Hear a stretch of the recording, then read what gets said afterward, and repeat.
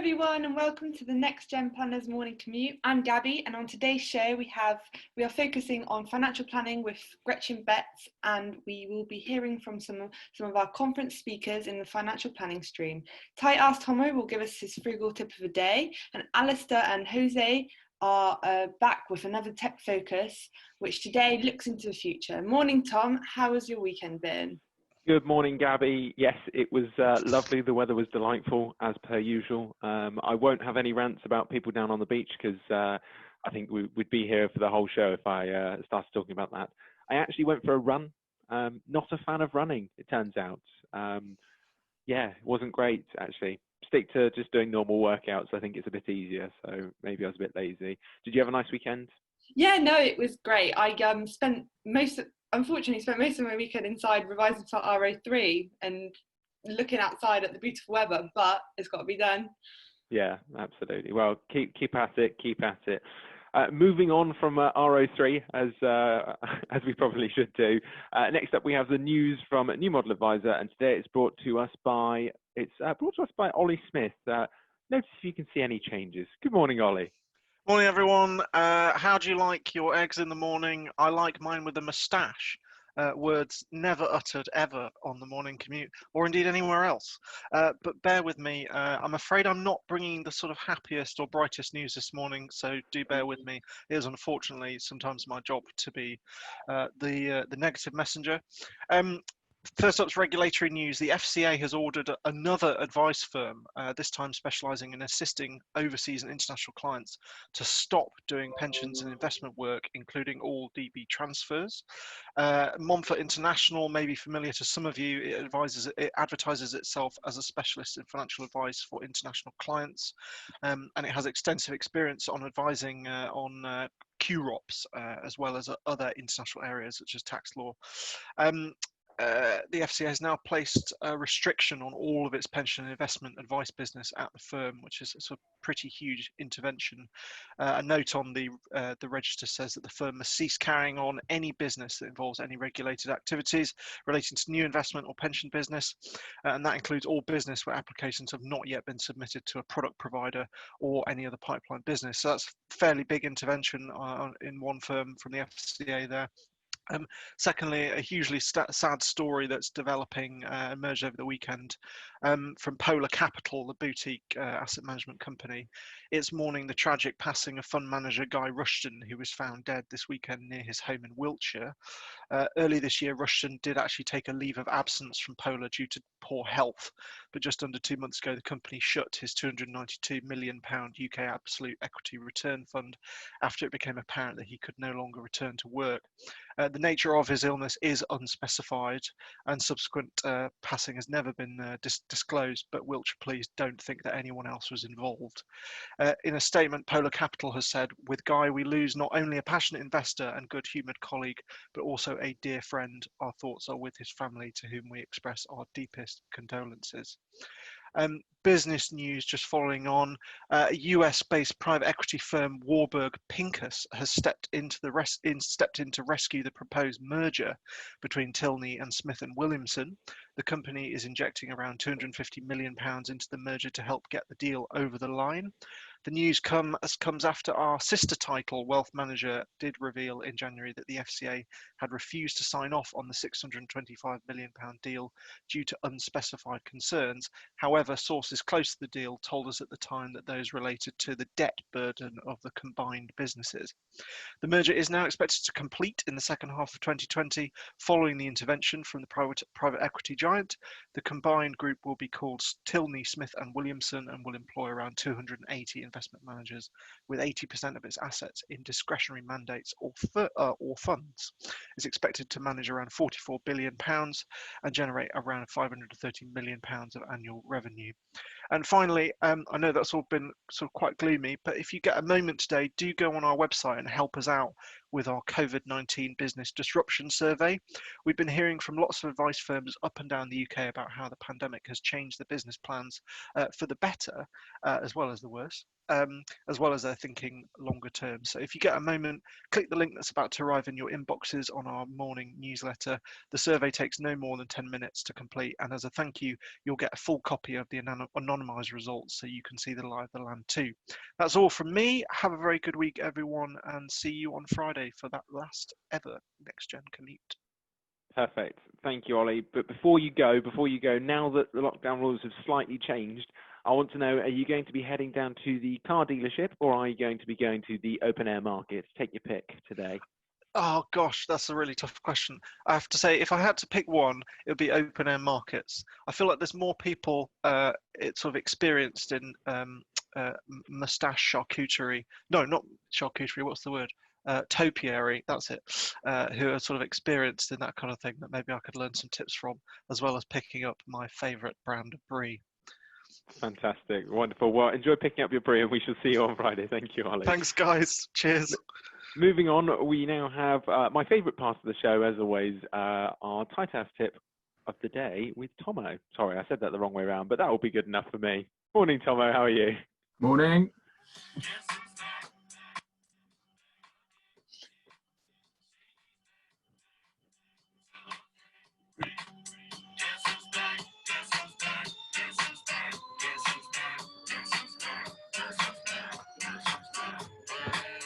Yeah, I've created a monster. I had a week off last week. I don't know if you actually heard that properly at all, but it was Eminem. Guess who's back? I had a week off last week, so I'm refreshed and raring to go with a great tip for you this week or today. Firstly, I'm going to go back to an old classic, and I think Alistair Walker followed me up on this tip, is just be brave and ask your partner or whoever you live with to cut your hair. This is number 3. Did it yesterday. She did a decent job. That's about 45 quid saved in barber's costs, and I don't look like Teen Wolf. So yeah, be brave on that front. So a classic.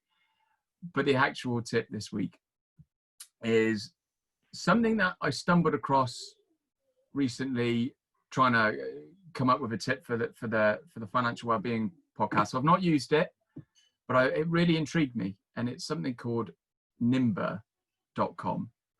And I'm going to read what they say on their FAQs. So it says, what's Nimber? Nimber is a community delivery service where you can send anything, anytime, anywhere with trusted people going that way anyway. We created a more convenient, cost of blah, blah, blah, blah. Yeah, well, yes. So what it is, it's a delivery service that kind of utilizes people's commutes already. So you can go on there as a deliverer, so you can earn some money. You can put what your price is to go into a certain place. But the idea is that you'll be going to that destination already. So you can take any delivery that people have. That way you get paid for it. Somebody pays you to do it.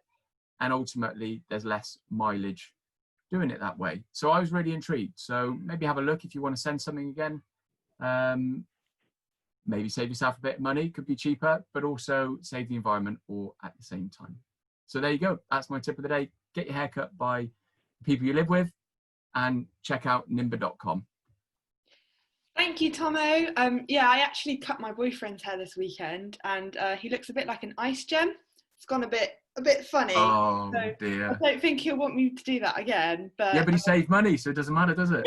Yeah, like he spends like 20 quid on a haircut. I think that's a lot. Yeah, wow. Where do you live, Gabby? Oxford. Yeah, oh my God. London commuting bout, isn't it? I mean, Bristol's getting that way, but I found a good barber, 12 quid a pop, job done. Oh, okay, that's not too bad. Yeah, great. And I'll definitely check out Nimber. Yes. Next up, we have our guest interview, which today is with Gretchen Betts. Many of our audience have already seen Gretchen in the Craft and Focus, but in her day job, she is the Managing Director of Magenta Financial Planning and a true advocate for financial planning. Hi, Gretchen.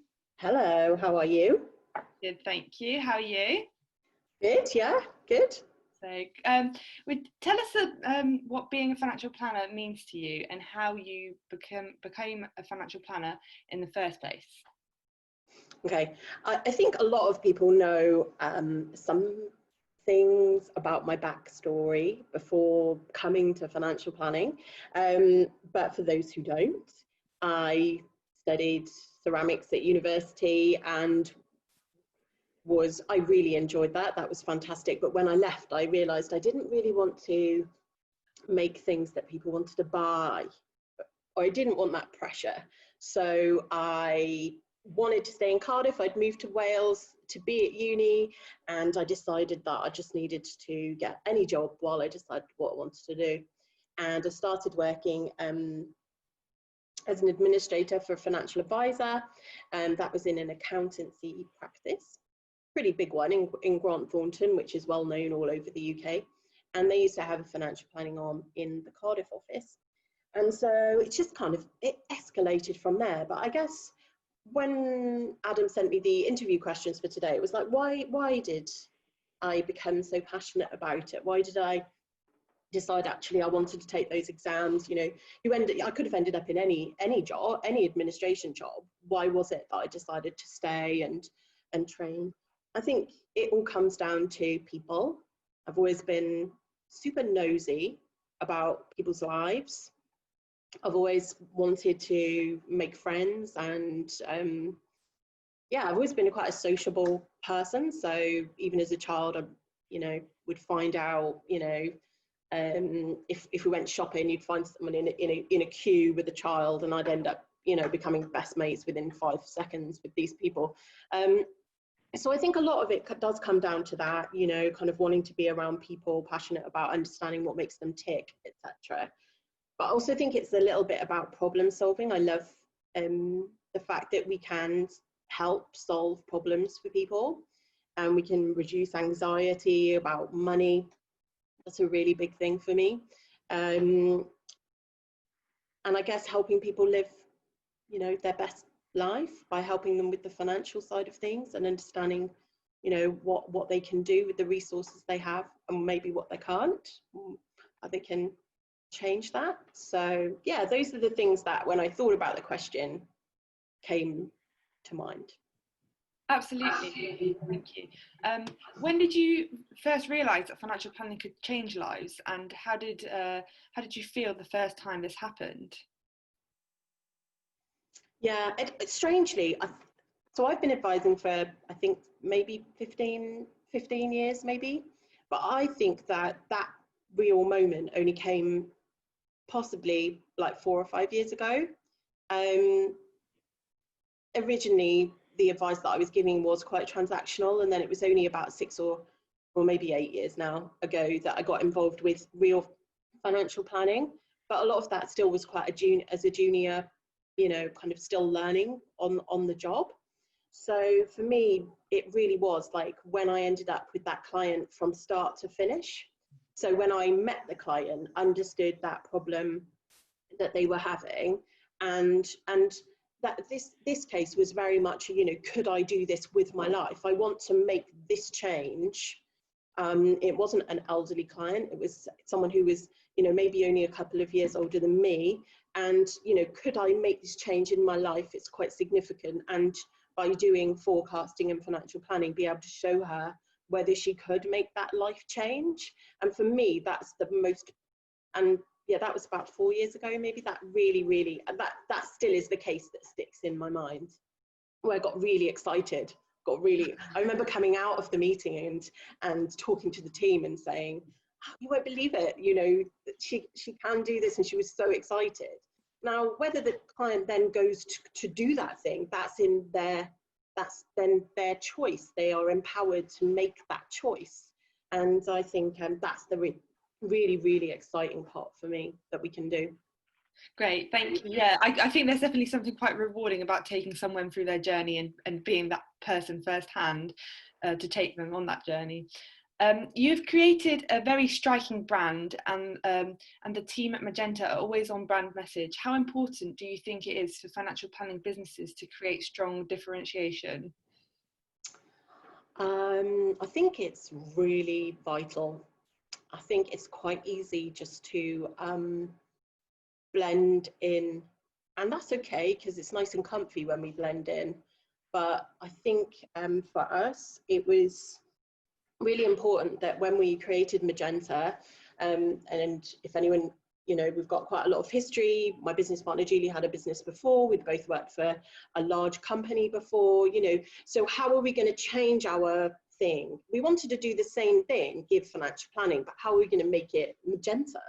And I think that and build a brand pretty quickly, because, you know, if you start a new business, you can't rest on your laurels. You've got to kind of get there pretty quick. And I think for us, it was about how do we differentiate ourselves? How do we, I guess, yeah, make people remember you? I'm pretty sure everyone knows that I'm from Magenta now. So that's obviously worked, you know, I think, but for me as well, one of our goals was about developing a personal brand. So Magenta is Magenta, and clearly I need to echo values of Magenta as a part owner and MD.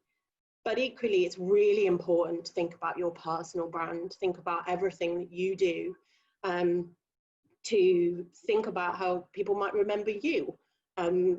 And that is, I mean, it kind of comes back to, there's a bit about last week about well-being, about Twitter, about all of this like explosion of stuff and how it can start to, you know, affect you. Just, you know, I think it's really important to think about everything that you put out there.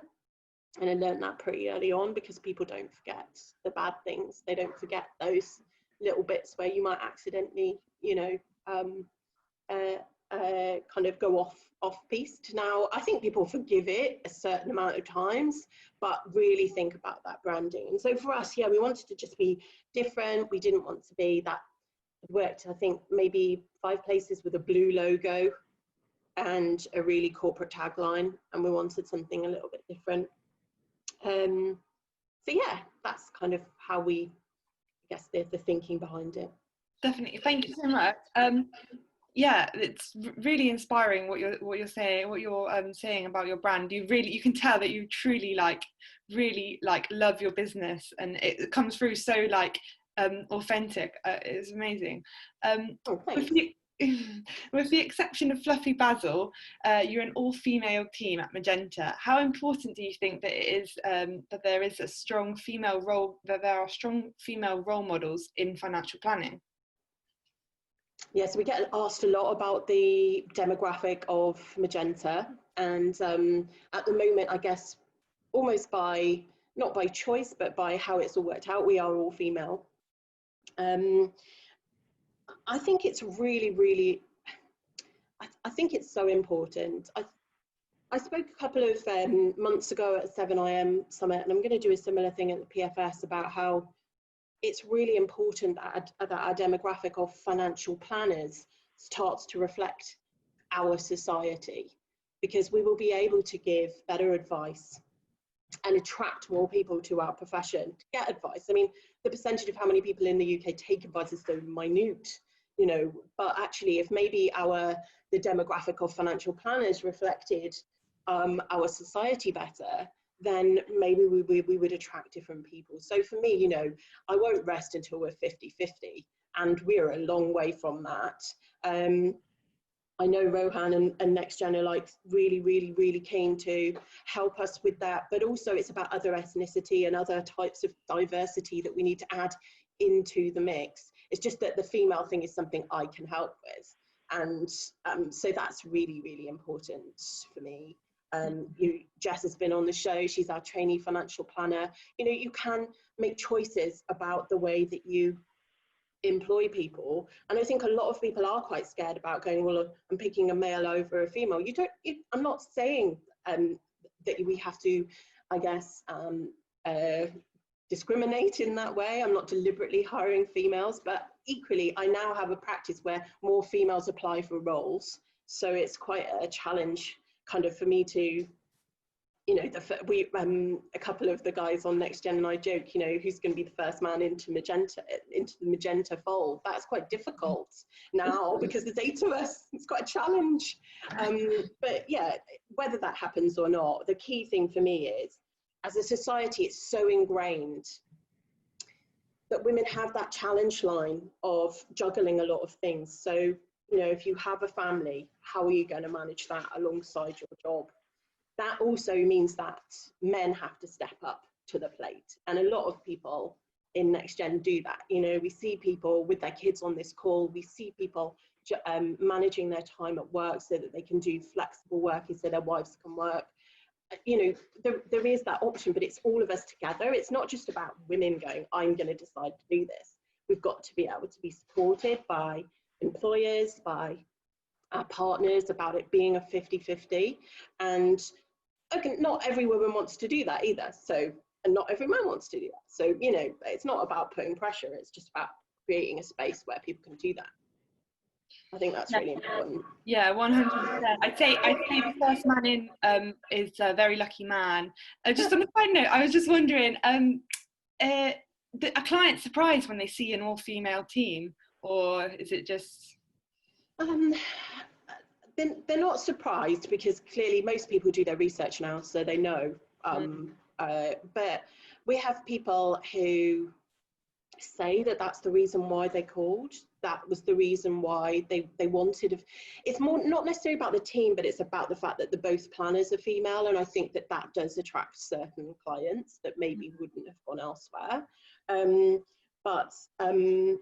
I just think everyone's going to be different. They're going to be females who want to work with females. They're going to be females who want to work with male planners, and vice versa. So I'm going to miss out on people who want a male planner, but I've got to decide whether I want to take that risk with my business, and all of us have to. You know, I'm very much, if we are currently the minority, that I'm willing to put my neck out there and say we're all female.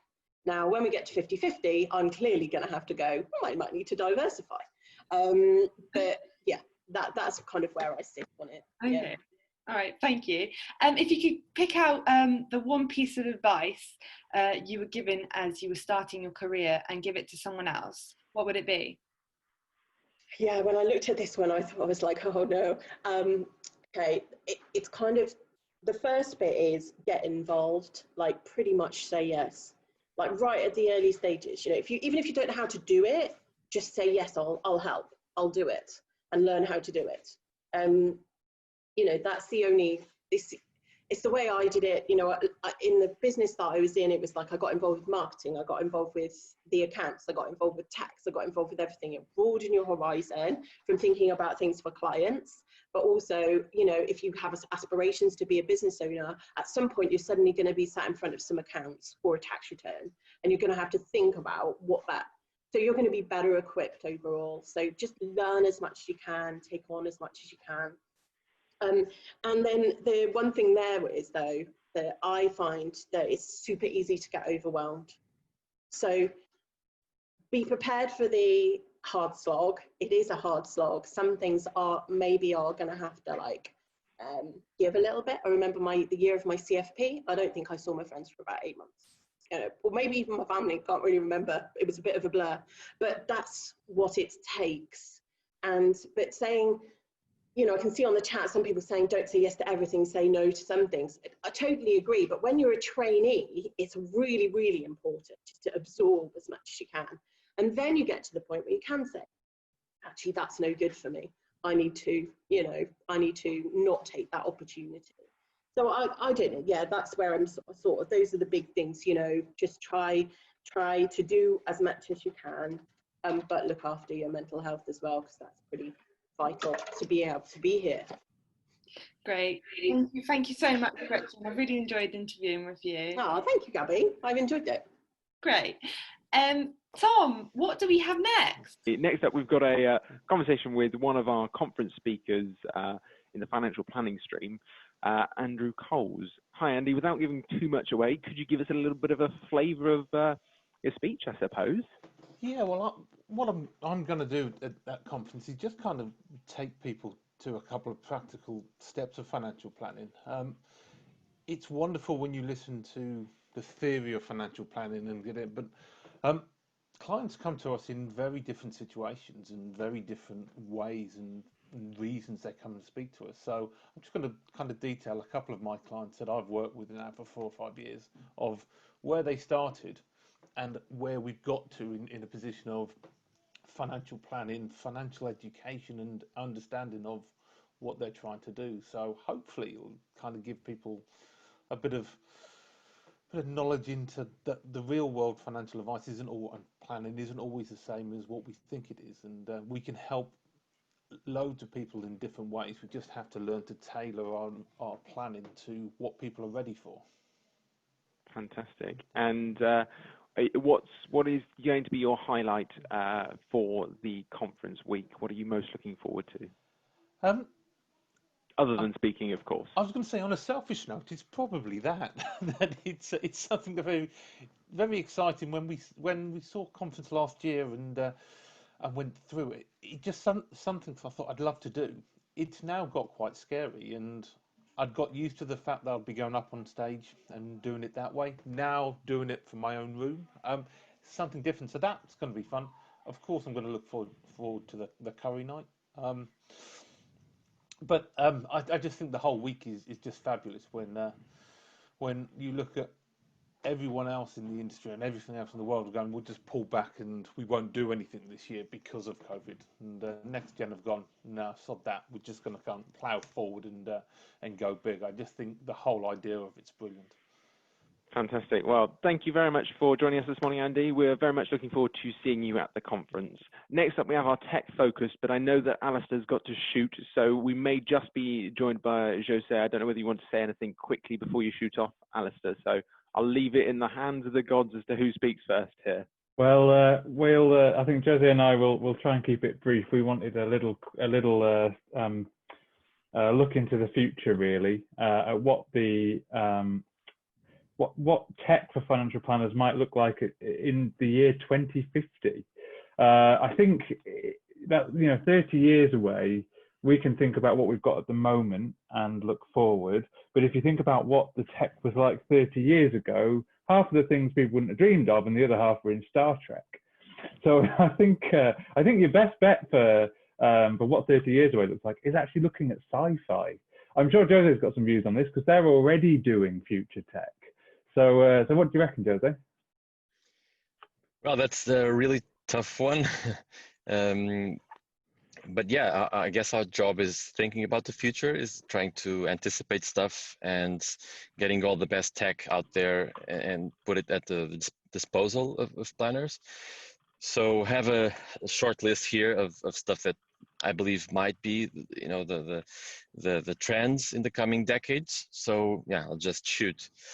Right, so I think that tech will anticipate our needs instead of reacting to them. So, and this will be true with stuff like the Internet of Things, which can monitor every single thing you do, which is a bit scary, right? But also AI, seeing all those patterns in big data that will give you actual insights about how you should, decide what to do on a daily basis. I do believe that the role of the planner will be more crucial than ever to help navigate all this complexity.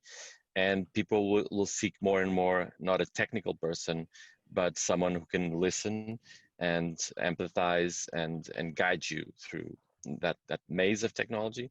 I think that mass customization of products will finally be a reality. Well, every single person will have a very unique portfolio and exposure to risk factors that now it's very difficult to have, like on a case-by-case basis. What else? Financial planning will be much more around, as I said, big data and stochastic modeling. What is stochastic modeling?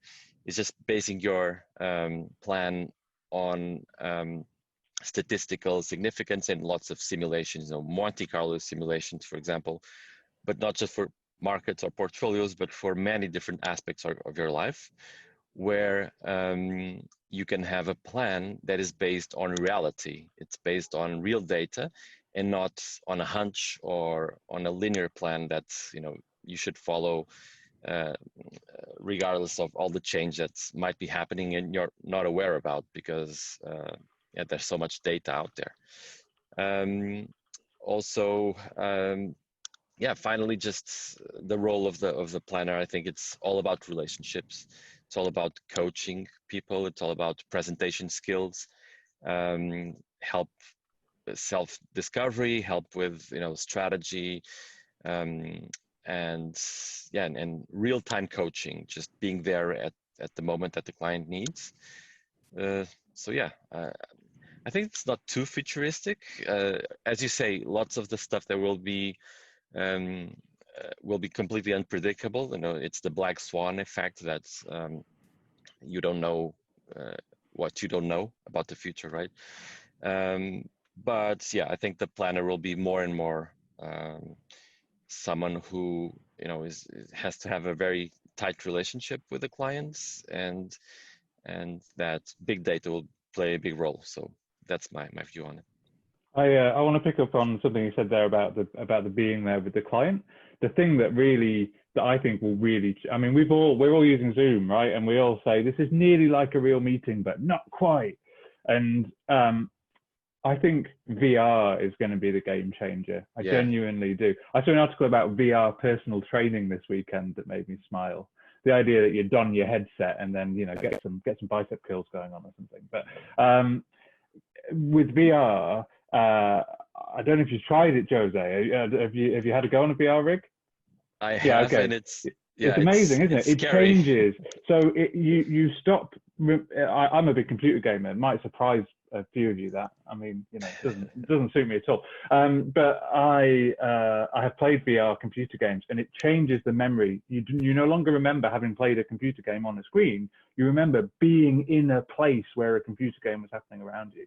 Now, if you could apply that to a meeting with a client, you're no longer seeing the client on the screen, but there you are, ping, we're both in the virtual meeting room, we're going to sit down, we're going to interact, can't quite pass each other a cup of tea, but not far from it. And genuinely, I think that will revolutionize the way we host meetings. Give it maybe 10 to 15 years. I agree, and I see that you're anticipating that already with your Hawaiian shirt. We will be able to live in Hawaii and meet clients all over the world. So hey, I just wanted to give Chris a run for his money, but he's not here today, so you'll have to tell him, Thomas. Right, everybody, I think that's probably enough from us. So a little glimpse into the future. Thank you, Jose. Back to Tom and Gabby. Fantastic. Thank you very much, both of you. So if we want a flavour of the future, watch the film iRobot is effectively what we're learning today. Moving on from that, on tomorrow's show we have we're focusing on leadership with Joe Little, Adam Carolan and Marcus Farnsfield, and we have another coaching focus with Catherine Morgan as well. What do we have on Wednesday, Gabby? Kate Holmes, founder and CEO at Innovating Advice, and she'll be joining us from the USA to tell us how the guest list for the 24-hour global commute is shaping up. Have a great day, everyone, and stay safe. Bye. Fantastic. Take care, guys. Have a nice Monday.